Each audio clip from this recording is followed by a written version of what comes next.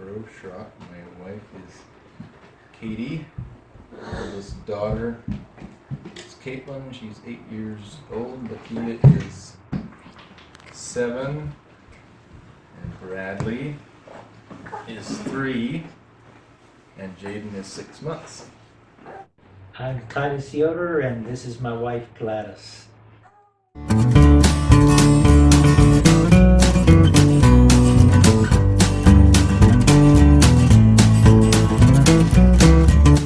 have chosen not to even have any instruments.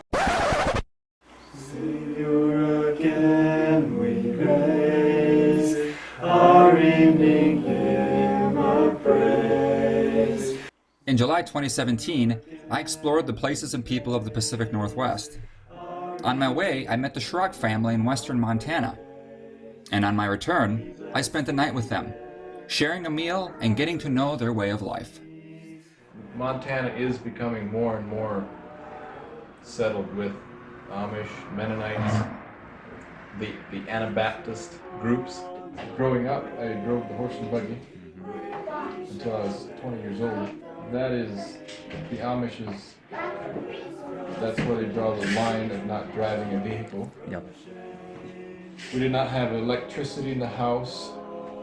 We do feel the need to be separate from the world, but I guess we felt that drawing the line where we are today is maybe a little more consistent with the times we live in.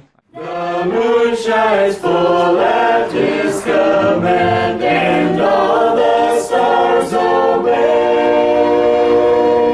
The world is that we refer to, that we need to be separated from, is not necessarily the people. We don't withdraw ourselves from the people, but in our lifestyle and maintaining, the world is not a friend to grace or Christianity, so to speak. You probably haven't noticed a television, or we do have a CD player there, but the radio is disconnected. You go to movies? In the movie theaters? You wouldn't take your children to a Disney film? No, there might be IMAXs. We would take them to IMAXs that are, at times, that are educational. Katie mentioned that you have internet, but you have some sort of filter to prevent many of the popular websites? Yes, it's a limited access. We cannot view videos on the internet, and most news items are blocked. How do you get your news then? We're not as informed as a lot of people are. There are individuals who take more interest in that and might get the daily newspaper. And can be thou God art present there. I don't know families that sing together except for maybe on Christmas. We share. Somebody has a lost hospital bill. We don't have health or life insurance. So we take up offerings and try to help if we know of needs like that. With no expectation of return. Correct. You have health insurance? We don't. You don't have health insurance? We don't draw or pay Social Security either. Religious exemption 4029. So being exempt from the Social Security also exempted us from the Obamacare, the health care. Do you pay income tax? Yes. You do. Is that a point of contention or concern? Because your income tax dollars go to support the military and so forth. There are groups that feel that way, but by and large, we don't. When they brought a coin to Caesar, they said, pay to Caesar the things that are Caesar. Yeah, we feel it's our responsibility to pay the taxes that we owe, and then we're not responsible for how it's used, I guess. The Mennonites don't believe in participating in the military, correct? Correct. Jesus teaches to to love our enemies. He said, my kingdom is not of this world, else would my servants fight. So if we identify with Christ and his kingdom, we don't separate. Most people would agree that homicide is wrong. But going to war, then you may kill someone. Mm-hmm. We don't make that separation. Those in the military say this is self-defense. Yes. My guess. Or defending our country. Yes. And we're not saying that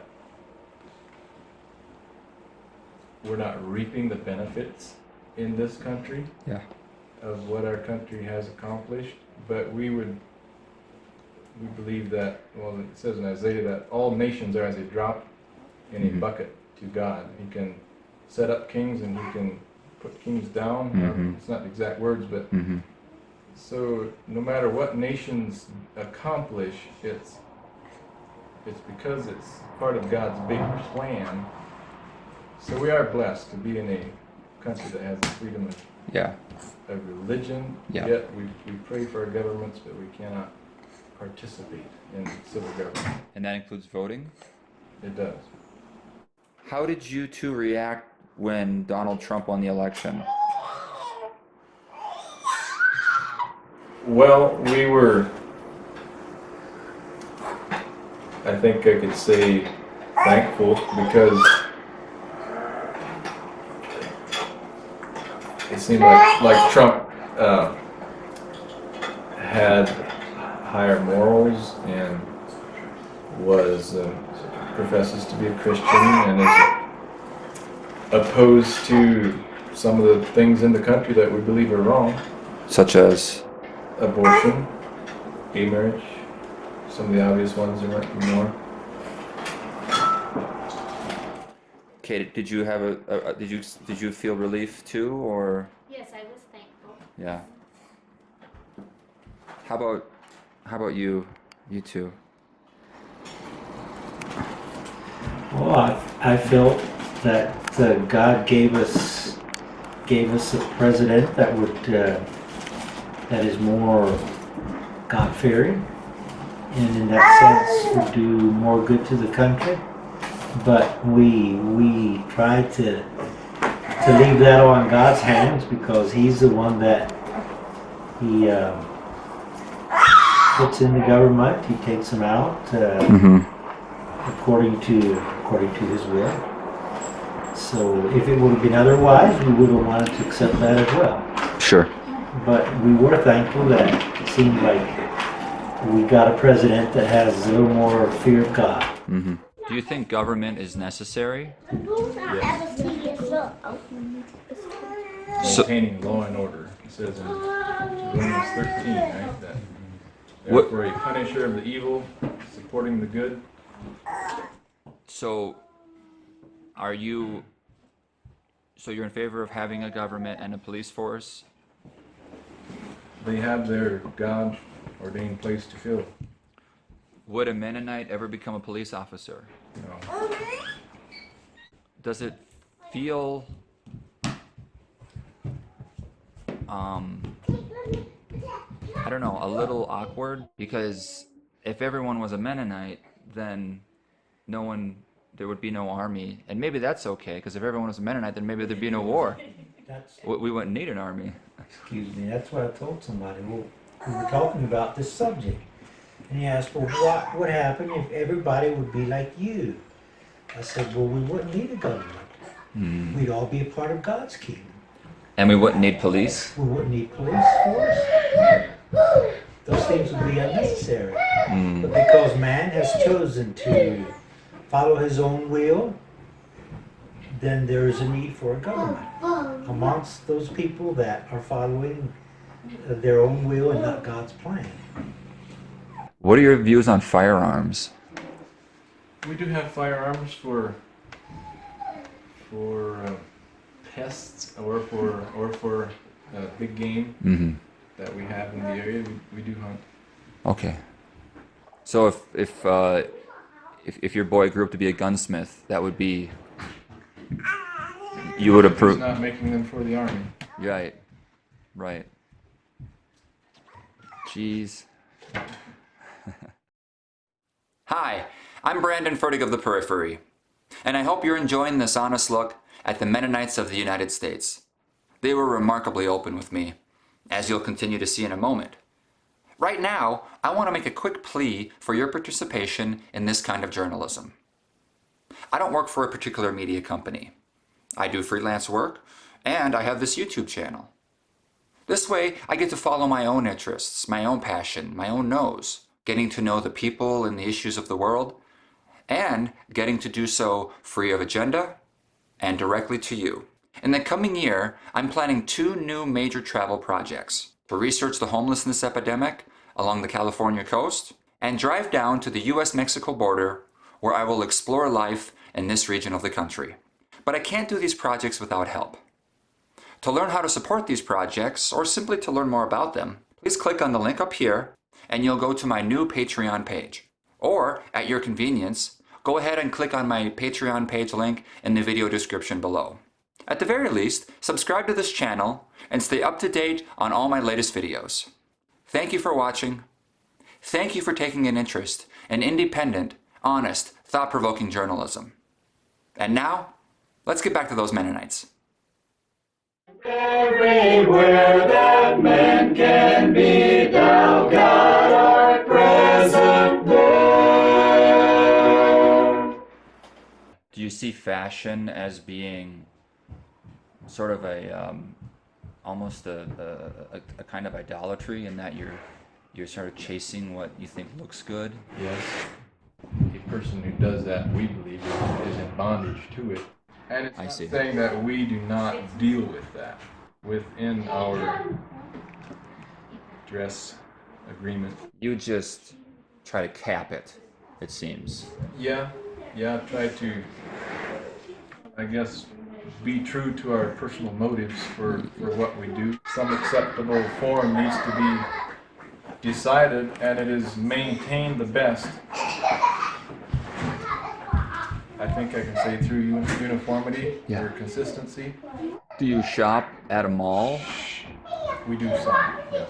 Do you ever see a dress or a shirt and think, boy, I really would like that dress or shirt, but it's not what I'm supposed to wear? I can't say that I do. I'm speaking for myself personally. When someone's old enough that he can have a beard, being that's the way God created man. And when God created man, he said he beheld and said it was very good. Do women shave their legs? You shave your legs? Yeah, okay. We cover the legs. It's not for others to see. Yeah. But I guess it's a feminine thing. So what's it for? For your own comfort? Yes, that and for your husband. God created us with an attraction to the other gender. Yeah. And that's right, it's good. It's a union that God created and blessed. But God's blessing is only in staying within his perimeters. Yeah. It's a giving, it's not a taking relationship. How do you respond to people who think your lives are dull? Because you don't have rock and roll, you don't have the fashion, you don't have even classical music. My life in the Lord with the church is not dull. It's a wonderful life. It's the only life I want to live. Because I understand that we're looking beyond this life. We're looking into eternity. That's what brings joy to me. To know that we are seeking to live a life that will benefit us now and in eternity. I don't feel a desire for things that I understand can be detrimental to my spiritual life. So do you find not being able to enjoy, say, classical music, would you look at it as a small price to pay for your spiritual happiness? Would that be accurate? Or do you not even see it as a sacrifice? For me, it's not, because I've never been used to it. Yeah. And from the little bit I know, I understand that it would be something that could easily be detrimental to my spiritual life. Okay. So I was never used to it, and I don't desire it, because I believe it's not for my spiritual good. I think people can understand how rock and roll or gangster rap music with a lot of foul language can be detrimental to one's spiritual well-being. But how could, say, Bach or Mozart be detrimental? Can you explain that? I guess I don't even know what that is. They're famous classical composers. Beethoven, Mozart. Similar to country music? Or? No, these are like the old German composers from like the 1700s, 1800s. Famous singers? They're not singers. They've composed orchestral music, symphony. So violins, the full orchestra with violins and horns and a conductor up front. Are you not familiar with? Not really familiar, but we have chosen not to even have any instruments. And we do agree that there are instruments that are less. That are beautiful, I guess. Yes. Like violins, fiddles. I mean, there is beautiful music. We would agree with that, but because of where it feeds our emotions, maybe more than our spirit. I see. Satan comes as an angel of light, and that's primarily in our worship services why we've chosen not to. Yeah. Because something that's going to distract us from the true answers of life and the true need we have, even though it might make us feel good and inspired. Yeah. When we leave, what do we have that we can keep? How do you know?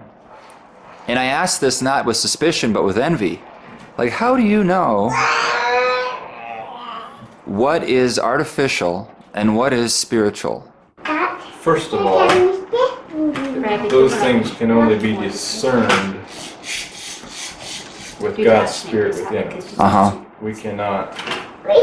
God is faithful, and if we're walking with Him, He's going to tell us if this is true, that there's true value in this, or if it's just feeding sensuality.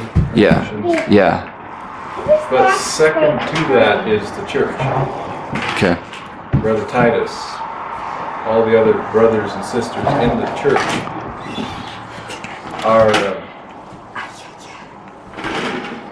are here to help us discern that. Of myself, I would probably deviate. If you see pictures of Bradley when he was that age, I can sometimes barely tell the difference. Really? Which one it was or is. Bradley would have had brown eyes by that age. I'm sure you enjoy having the girls home this summer. Yes, I'm getting spoiled. Din deras salvation.